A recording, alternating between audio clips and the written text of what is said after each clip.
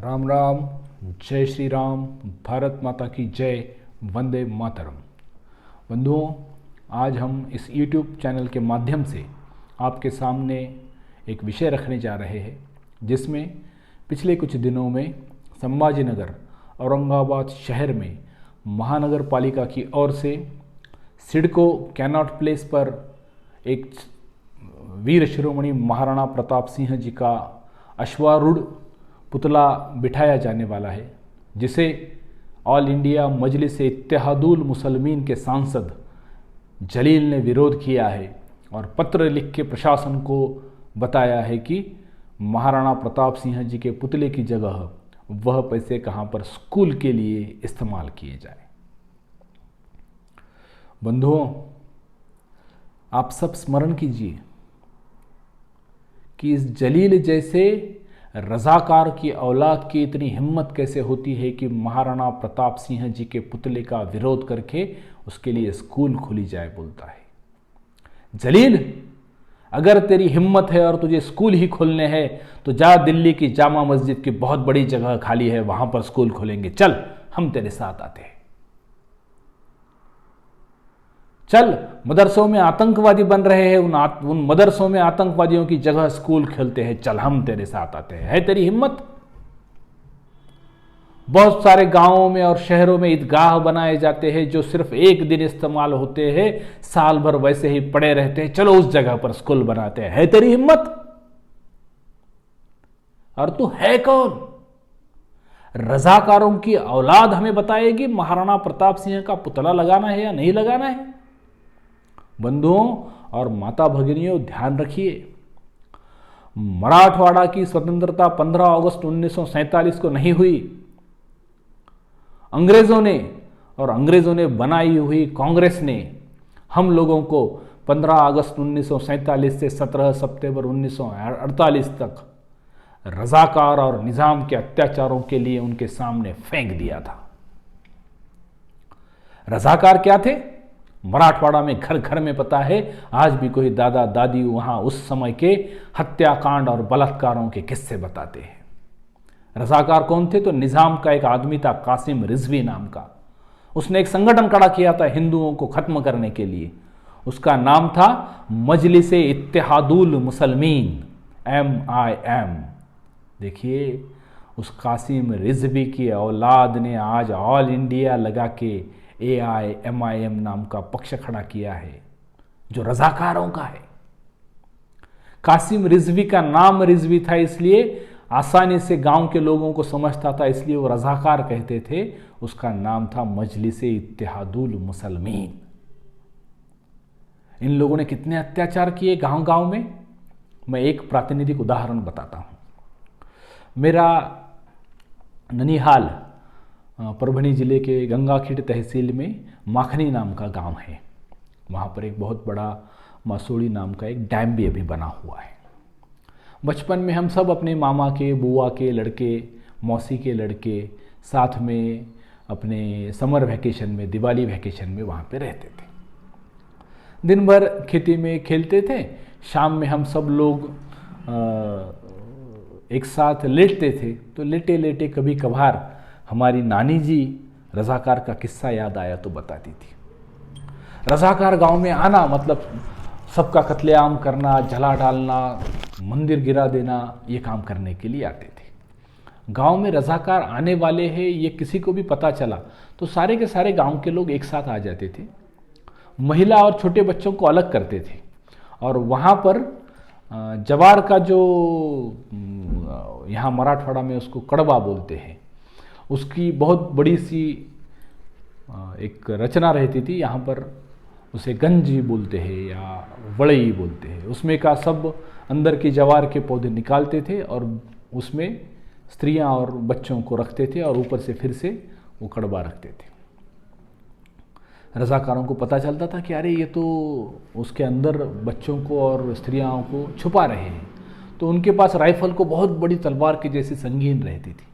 रास्ते में जहाँ जहाँ उनको वो कड़वा लगता था उसमें वो संगीन खूबते खूबते आगे जाते थे। अगर संगीन को खून लगता था या किसी की आवाज़ आती थी तो उसे जला डालते थे पूरी की पूरी उस गंज को। हमारे हर गांव में ऐसे न जाने कितने स्त्रियां और बच्चों को जलाया इन रज़ाकारों ने। इन रज़ाकारों ने हमारी माता भगिनियों पर कितने बलात्कार किए, मृत शरीरों के साथ भी बलात्कार किए। बच्चों को मार के उनके सिर और संगीन पर लेके घूमते थे, भाले की नोक पर घुमाते थे। अगर कोई गर्भवती महिला रहती थी तो सिर्फ उसको मार के नहीं जाते थे, उसका पेट फाड़ के उसके ना जन्मे वाले बच्चे को भी मार कर सर अलग कर कर आगे जाते थे। इतने अनन्वित अत्याचार रज़ाकार, जिनके संगठन का नाम है मजलिसे इत्तेहादुल मुसलमीन, इन लोगों ने हम पर किया। और हमारे यहाँ उस नाम का एक राजकीय पक्ष बनता है AIMIM नाम से। उनके लोग आते हैं यहाँ पे, उनका सांसद बनता है संभाजीनगर में। शर्म से डूब मरने की स्थिति है हिंदुओं। क्यों? आप लोगों में, हम लोगों में जागृति नहीं है, हमें पता तक नहीं है कि ये रज़ाकार मतलब ही MIM है। इतने अत्याचार करने वाले हमारे यहाँ सांसद बनते हैं, हम संगठित नहीं है हिंदुओं, शर्म करो। और ये सांसद क्या बोलता है MIM का, आपको मालूम है? ये MIM का पूरे मराठवाड़ा का एक भी विधायक या सांसद कभी भी 17 सितंबर के मराठवाड़ा स्वतंत्र संग्राम के दिन में कभी शामिल नहीं होता, क्योंकि वे उनकी मिल्कियत के विरोध में थे, वो निज़ाम के थे, वे रज़ाकार थे, वे मजलिस इत्तेहादुल मुसलमीन के थे, जिनका मराठवाड़ा के स्वतंत्र संग्राम को विरोध था। आज भी जलील याद रख, हमें मालूम है तू कभी मराठवाड़ा स्वतंत्र संग्राम दिन के सरकारी कार्यक्रम को भी नहीं जाता, हम उसे भूलेंगे नहीं, हम याद रखते हैं बंधुओं। और इसने क्या बोला है कि महाराणा प्रताप सिंह पुतले की जगह पर स्कूल के लिए खर्च कीजिए। मैंने जैसे बोला, स्कूल को खर्च करना है तो अरे दिल्ली की जामा मस्जिद में स्कूल लगाएंगे, चल। ईदगाह पड़े हैं इतने सारे, स्कूल लगाएंगे। आतंकवादी पैदा करते हैं मदरसे, वहां पे स्कूल लगाएंगे। महाराणा प्रताप सिंह के पुतले के बारे में अगर अगली बार बोला तो याद रख, छत्रपति शिवाजी महाराज ने हमें भी अफजल खान को कैसे खत्म करना ये बताया हुआ है सामने करके। हम भी उन्हीं के वंशज हैं, ध्यान रख। और महाराणा प्रताप और उनकी संतानें हम जिंदा हैं। हमारे पूर्वजों ने लाखों सालों से इस हिंदू राष्ट्र, धर्म और संस्कृति के रक्षण के लिए बलिदान दिया है, शहादत दी है।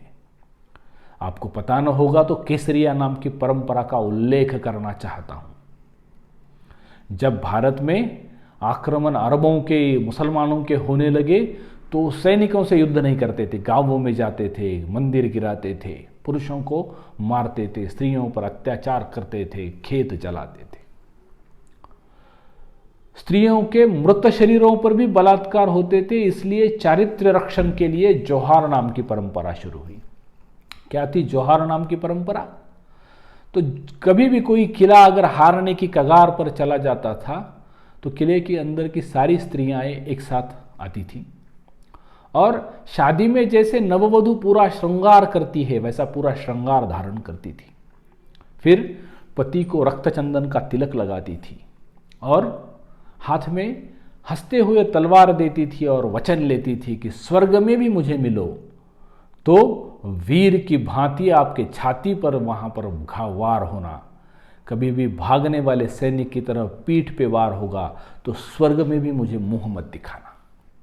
फिर ये सब स्त्रियां खुद के चारित्र्य के रक्षण के लिए, शील रक्षण के लिए अग्नि प्रवेश करती थी। हमारी कितनी माता भगिनियों को शील रक्षण हेतु अग्नि प्रवेश करना पड़ा पता है? 2, 5, 10 नहीं, 10,000, 12,000, 15,000, 20,000, 27,000, 32,000 महारानी पद्मिनी का जोहार हुआ। 32,000 माता भगिनियों को अग्नि प्रवेश करना पड़ा। शाम को अग्नि प्रवेश जैसे ही हो जाता था, किले में आग धुआं जोहार का दिखता था। दूसरे दिन सवेरे अंदर के सब क्षत्रिय सैनिक अपने पांव से लेकर सिर तक केसरिया रंग का वस्त्र धारण करते थे। दोनों हाथों में 2 तलवार लेते थे, क्योंकि सैनिक नॉर्मली एक हाथ में ढाल और एक हाथ में तलवार लेते हैं, लेकिन केसरिया करने निकले हुए सैनिक को खुद का या किसी का भी रक्षण करने की ज़रूरत नहीं थी। जिनका रक्षण करना था वो तो अग्नि प्रवेश कर चुकी होती थी। दो हाथों में दो तलवार लेते थे, किले का दरवाज़ा खोलते थे और अपनी अंतिम सांस तक, शरीर के बूंद, रक्त के बूंद के आखिरी कतरे तक उन यवनों पर, मुसलमानों पर, अरबों पर लड़ते थे। इस महान परंपरा को केसरिया परंपरा कहा जाता है। क्षत्रिय वंश महाराणा प्रताप सिंह जी के हम वारस है।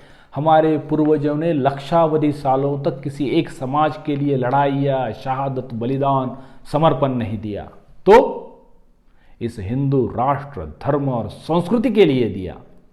हमारे क्षत्रिय पूर्वज और हम क्षत्रिय वंश, जैसे इंडियन आर्मी होती है, हिंदुस्तानी सेना होती है, हिंदुस्तानी सेना रहे हैं, आज भी है। इसलिए जोहार और केसरिया के बारे में हम ऐसा भी कहते हैं, इस दिल के घराने में आग लिए फिरते हैं। इस दिल के घराने में आग लिए फिरते हैं। इतिहास के पन्नों के हम कुछ दाग लिए फिरते हैं। हम भूल नहीं सकते महमूद तेरी गजनी, उन दागों को धोने का सामान लिए फिरते हैं। कभी न कभी उसका भी हिसाब जलील कर लेंगे हम तेरे से भी।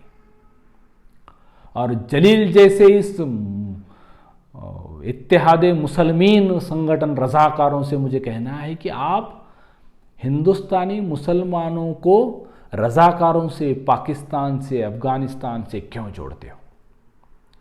इस माध्यम से मैं आप सबको बताना चाहता हूं, जो मुसलमान यहाँ के राष्ट्रभक्त है वे हमारे भाई हैं। हम उनको पाकिस्तान, अफगानिस्तान नहीं, हम उनको इंडोनेशिया दिखाना चाहते हैं, क्योंकि उनके भी पूर्वज हिंदू ही थे। आपने अगर अपनी वंशावली थोड़ी सी भी नॉलेज, मालूमात निकाली तो आपके भी पूर्वज हिंदू थे। भारत का जो पुराना एक हिस्सा था ब्रह्मदेश के बाजू में, इंडोनेशिया नाम का राष्ट्र है। इंडोनेशिया में दुनिया के सबसे ज़्यादा मुसलमान इंडोनेशिया में रहते हैं, सबसे ज़्यादा संख्या। लेकिन सबसे ज़्यादा मुसलमानों की संख्या दुनिया में इंडोनेशिया में, लेकिन उनकी सरकारी नोट पर, करेंसी पर श्री राम और गणपति के फोटो है। उनकी संसद में रामायण कार्व करके निकाली हुई है। उनके सरकारी विमान सेवा का नाम गरुड़ है। उनको पूछा जाता है क्या गरुड़ पक्षी आपको पसंद है? वे बोलते हैं नहीं, भगवान विष्णु का वाहन है इसलिए रखा है।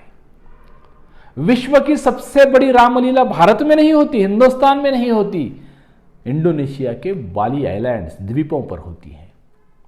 तो ये पाकिस्तानी उनको पूछते हैं अरे ऐसे कैसे? इंडोनेशिया का नागरिक बोलता है हमारी प्रार्थना पद्धति बदल गई, हम मुसलमान हो गए, लेकिन हमारे पूर्वज हिंदू थे। हमें हमारे पूर्वजों का और उनकी हिंदू संस्कृति का अभिमान है। कितनी सिंपल बात है। हमारे हिंदुस्तान के मुसलमानों के पूर्वज भी हिंदू थे। अगर उनको इंडोनेशिया के नागरिकों की तरह यह समझ में आ गया हमारी प्रार्थना पद्धति बदल गई है, हमारे पूर्वज हिंदू थे, हमें हमारे पूर्वजों का और उनकी हिंदू संस्कृति का अभिमान है, सब प्रॉब्लम खत्म हो जाएगा। ये जलील जैसे जलील लोगों की हरकतें भी बंद हो जाएगी। हिंदू बंधुओं, माता भगिनियों से कहना चाहता हूं, बंधुओं ध्यान रखना, ये जलील जैसी वृत्ति अगर आप संगठित नहीं रहे, किसी भी जाति पाति संप्रदाय में विभाजित रहे, तो अफगानिस्तान देखो, पाकिस्तान देखो, कश्मीर देखो आपके सामने है। अफगानिस्तान में भी एक समय था जब वहां का राजा हिंदू था। पाकिस्तान तो जब हमारा बंटवारा हुआ, 4 उसके प्रदेश थे, आधा पंजाब, सिंध, बलूचिस्तान और वायव्य सरहद प्रांत। चारों जगहों पर 78% से 83% हिंदू थे, मेजॉरिटी हिंदू था पाकिस्तान। बंटवारा हो गया। कराची, लाहौर, रावलपिंडी में तो 97% हिंदू थे, सेठ लोग थे बड़े बड़े, महल, कोठियां, खेती। संरक्षण की व्यवस्था नहीं थी, संगठित नहीं थे, एक पल में खत्म हो गए। तुम्हारे हमारे सामने कश्मीर का क्या हुआ? इसी जनवरी महीने में 1989-90 में कश्मीरी हिंदुओं के घर पे पत्रक चश्मा होने लगे। एक तो जिंदा रहना है तो मुसलमान हो जाओ, वरना अपनी स्त्रियां और संपत्ति छोड़कर चले जाओ। क्या? स्त्रियां और संपत्ति छोड़कर चले जाओ वरना मार डालेंगे। लिस्ट नग लगी, आज इनको मारेंगे, इनको मारेंगे, इनको मारेंगे। घर के दरवाजे के ऊपर चस्पा होते हुए पत्रक और गली में मस्जिद के ऊपर जोर जोर से अनाउंसिंग चालू, हजारों की भीड़ गुंडा बनी हुई, दहशत फैलाती हुई। मस्जिद के लाउड स्पीकर से अनाउंसिंग होता था, मुसलमान बनो वरना स्त्रियां और संपत्ति छोड़ के चले जाओ, मार डालो इनको, मार डालेंगे। तुम्हारे हमारे सामने हुआ। क्या जम्मू कश्मीर की सरकार ने उन हिंदुओं के लिए कुछ किया? कुछ नहीं। क्या भारत की केंद्र सरकार ने कुछ किया? कुछ नहीं। तुम्हारे हमारे सामने नृशंस हत्याकांड हुए। जम्मू कश्मीर के उच्च न्यायालय के न्यायाधीश मट्टू जी को दिन दहाड़े गोलियां मारी गई। एक दिन भर उनकी लाश को हाथ लगाने के लिए भी कोई नहीं मिला। इतनी दहशत ये रजाकारों की औलादों ने हमारे सामने तैयार की है। बड़ी बड़ी कोठियों में, महलों में रहने वाले, बादाम, अखरोट और सफरचंद, एप्पल्स के बगीचे वाले पंडित आज दिल्ली में, जम्मू में तरपाल जैसे छोटे छोटे झोपड़ियों में, झुग्गियों में रहने को मजबूर हुए। क्यों? संगठित नहीं थे, रक्षण करने की व्यवस्था नहीं थी, खुद खड़े नहीं हुए। मराठवाड़ा में मैंने आपको बताया जैसे रजाकारों ने बहुत अत्याचार किए, हत्याकांड किए, बलात्कार किए। मजलिस इत्तेहादुल मुसलमीन रजाकारों ने हमारा विध्वंस किया। आज उनका राजकीय पक्ष और संसद हमें महाराणा प्रताप सिंह के पुतले के लिए विरोध करता है। क्या मजाल है उसकी? याद रख जलील, आज हम सिर्फ प्रजातांत्रिक तरीके से हम सबको आह्वान करते हैं कि जितने हिंदू संगठित है इस विषय के लिए जागरूक है, कुछ लगता है, जितनी आपकी संख्या है आप साथ में आइए।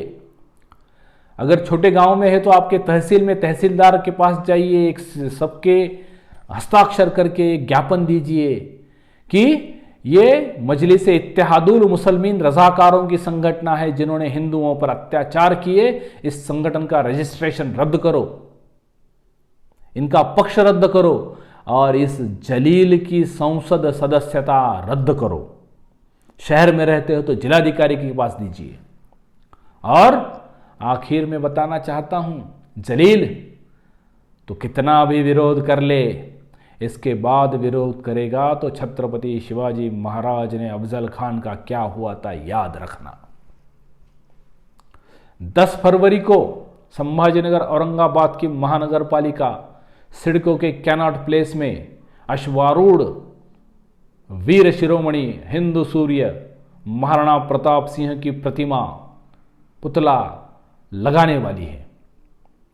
जलील, तुझमें अगर हिम्मत है तो 10 फरवरी को मैदान पे आ जा। किस छठी का दूध हम पिए हैं तुझे याद दिलाएंगे।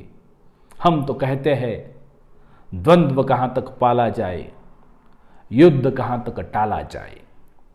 द्वंद्व कहां तक पाला जाए, युद्ध कहां तक टाला जाए। गर तू भी है राणा का वंशज, फेंक जहां तक भाला जाए। महाराणा प्रताप सिंह जी के पुतले को अगर विरोध करेगा और भारतवर्ष का पूरा क्षत्रिय समाज 10 फरवरी को अगर कैनॉट प्लेस में एकत्रित हुआ तो जलील, तुझे हम संभाजीनगर तो छोड़ दे, इस हिंदुस्तान में रहने के काबिल नहीं रखेंगे। याद रखना बंधुओं, कृपया संगठित रहिए, वरना अफगानिस्तान, पाकिस्तान, कश्मीर के जैसे हालत हो जाएंगे। हमारे लिए अब कोई दूसरा रास्ता नहीं है। दुनिया में सबसे बड़ी जो लोक संख्या है वो क्रिश्चियनों की है, उनको रहने के लिए 88 देश है, 88 घर है। दूसरी संख्या मुसलमानों की है, उनको रहने के लिए 36 देश है। तीसरी दुनिया की संख्या हिंदुओं की, तुम्हारी हमारी है, हमारे लिए यह आखिरी घर है। इसे प्राणों की तरह रक्षण करना पड़ेगा, वरना हमें अरबी समंदर में जाके डूब कर मरना पड़ेगा। जिंदा रहना है तो संगठित होंगे, हमारे पूर्वजों का आदर्श सामने रखेंगे, गुरु गोविंद सिंह, महाराणा प्रताप सिंह, छत्रपति शिवाजी महाराज, लाचित बड़फुकान जैसे हमारे पूर्वजों का इतिहास हमारे हृदय में जिंदा है। हम संगठित रहेंगे, हमारे हिंदू राष्ट्र, धर्म और संस्कृति का रक्षण करेंगे। कृपया आप सब ध्यान में रखिए, इस जलील को उसकी योग्यता, उसकी औकात बताने का समय आ गया है। कृपया 10 फरवरी को संभाजीनगर औरंगाबाद में सिडको कैनॉट प्लेस पर महाराणा प्रताप सिंह जी के पुतले के अनावरण के लिए सभी आइए। हम हर किसी को उसकी योग्यता के अनुसार वहाँ पर समय बता देगा। धन्यवाद बंधुओं। जय हिंद, वंदे मातरम, भारत माता की जय, जय श्री राम, राम राम।